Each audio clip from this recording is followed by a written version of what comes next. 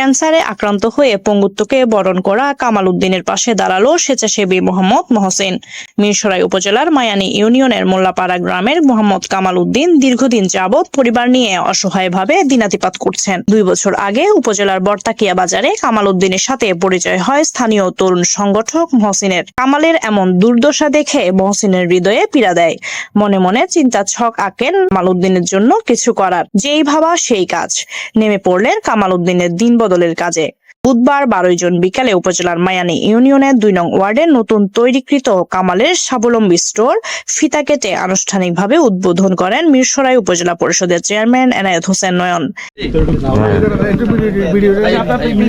এ সময় চেয়ারম্যান এনায়েত হোসেন নয়ন মহসিনের এমন উদ্যোগের প্রশংসা করেন। এ সময় আরো উপস্থিত ছিলেন মিরসরাই উপজেলা আওয়ামী লীগের অর্থ সম্পাদক আবুল হোসেন বাবু, প্রজন্ম মিরসরাইয়ের সাবেক সভাপতি ও পরিচালক রাহেল ইসলাম, বিশিষ্ট ব্যবসায়ী মনির হাসান তমাল, দুরবাড়ির প্রতিষ্ঠাতা সভাপতি হাসান সাইফুদ্দিন, মধ্য মামবাড়িয়া যুব সংঘের সভাপতি আলতাফ হোসেন, দম্য যুব সংঘের সভাপতি নিয়াজ মোহাম্মদ সাজেদ, প্রজন্ম মিরসরাইয়ের সাবেক সভাপতি ও পরিচালক নূপুর চন্দ্র দাস, অভিযান ক্লাবের সাবেক সভাপতি মোহাম্মদ শওকত হোসেন, নির্বাণ যুব সংঘের সভাপতি তানভীর আহমেদ, আদর্শ বন্ধু ফোরামের প্রতিষ্ঠাতা সভাপতি দিন মোহাম্মদ।